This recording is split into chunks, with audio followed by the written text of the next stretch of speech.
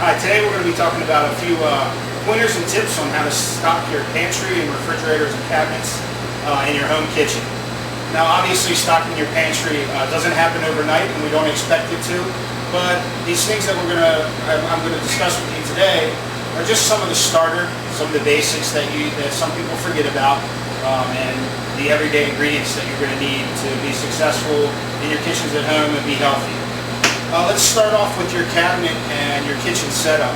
You always want to remember that space is crucial when you're talking about setting your kitchens up. We all have different sized kitchens at home. So get an idea of what your cabinets can hold and the product that your refrigerators can hold as well. Another thing you want to think about is the amount of people that you're feeding. Do you live alone?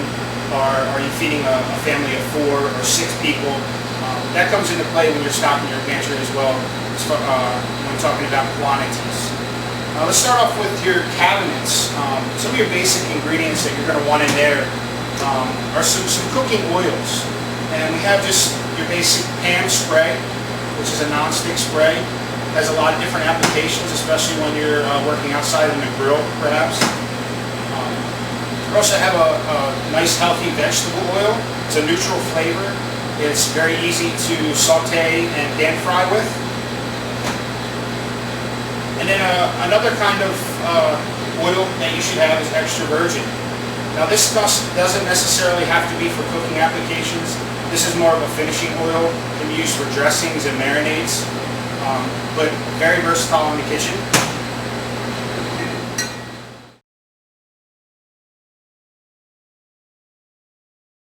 Next, goes hand in hand with oil is vinegar. I suggest getting 3 different types of vinegars. I've chosen rice wine, balsamic, and red wine today to talk about. I don't believe in white wine as a good vinegar to have at your house just because of the bitter, harsh flavor that it has. Rice vinegar has a very smooth, sweet taste to it, almost a neutral flavor. Balsamic makes a really good marinade in dressings, so again, very versatile on vegetables, chicken, meats.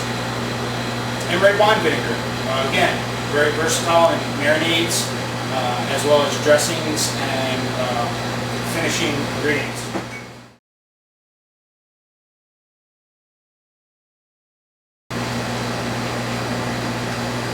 Moving further up that cabinet that you're keeping your oils and vinegars in, we're just going to bring us to the spices. Of course, the number 2 spices that you're going to have in your household are going to be salt and pepper.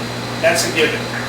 So those aside, I just want to talk about a few different ones that can really go a long way. And that's going to be these 3 here: garlic powder, leaf oregano, and chili powder. These 3 ingredients are found in many different cuisines around the world. So more than likely you will find one of these ingredients in any recipe that you are going to tackle at your house.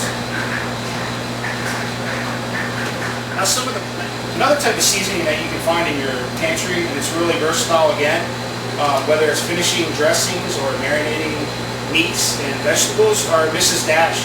They're a low sodium, no sodium blend of seasonings, and they work really well for the non-chefs who just want to impart a little bit of flavor in their life. McCormick also makes some of these nice grill mates. Of course, these do have sodium in them, so be mindful as you use them. But they really have a lot of different flavors out there now, and they're really tasty, and it really requires just a minimum marinade on many meats. So try them out, give them a shot.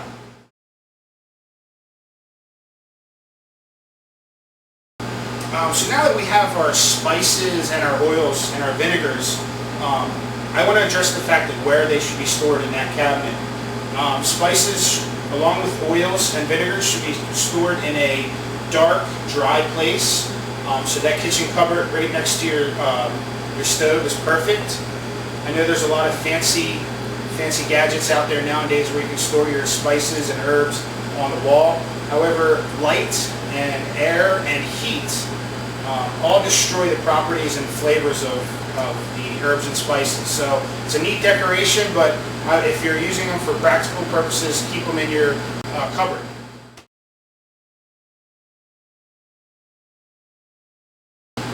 So now moving on to your dry pantry in your kitchen. If you're lucky enough to have a dry pantry or the cabinet next to this stuff, I just want to talk about a few staples that you should have. One is like just a basic meat sauce, basic spaghetti sauce. It doesn't have to be meat or any particular flavor, but again, this can be used in a variety of ways, from just your basic pasta, or it can be used with chicken and beef, making different dishes. I also have beside it just a basic. This again can be turned into many things, from marinades to soups to different sauces. A really quick and convenient, easy meal, and especially if you're like looking for an on-the-go type thing, is canned soup. They've really gotten very flavorful nowadays. There's a lot of different brands. This is just a Progresso. It's a reduced sodium. So again, being conscious of that healthy lifestyle, you should always keep a couple of these on hand for just those quick nights or quick lunches.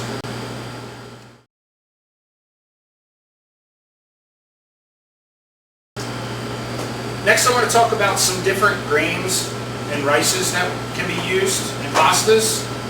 I just have a few here. We have a whole grain blend with wheat, bulgur wheat.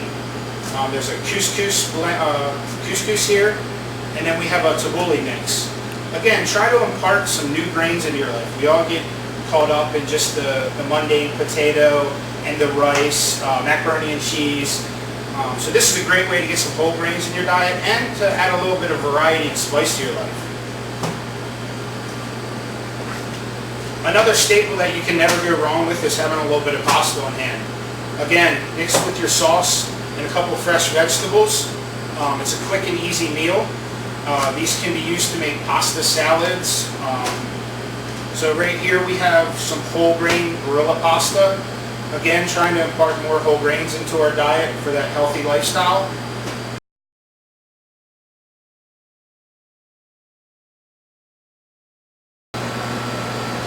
Another canned ingredient that I'd like to talk about in our pantry is beans. It's a great way to shave a few dollars off your budget, as well as impart a little bit of protein into your diet. Again, being conscious of that healthy lifestyle. They're low in fat. The one thing you want to be mindful of with your canned ingredients is your sodium levels, so just take a peek at that. I recommend that you wash them. Once you open the can, drain them and wash them with some cold water. Get some of that extra sodium off of them. But beans, very versatile. There's many different varieties out there, and again, can just add a little bit more variety to your everyday meal.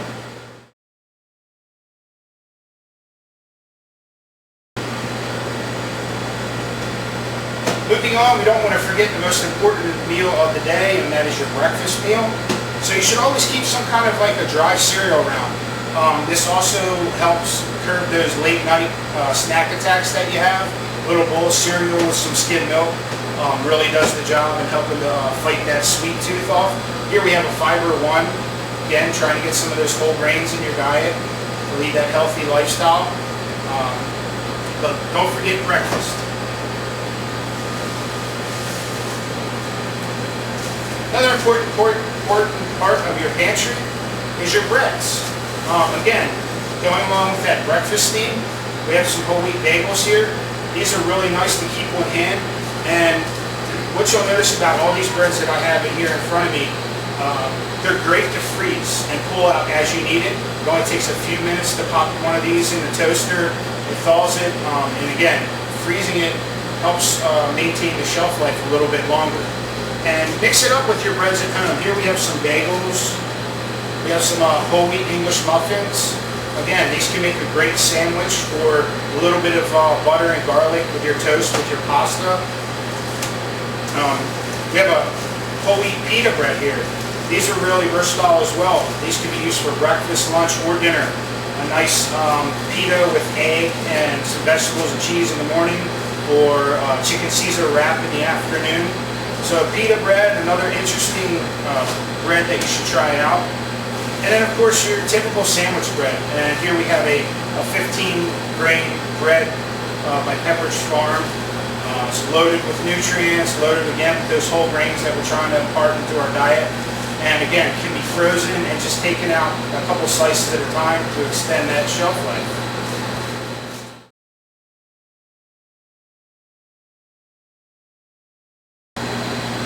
So that about wraps it up for our pantry session here. I hope these tips will help you get started on a healthier lifestyle and stock your pantry the way it should be. Thank you.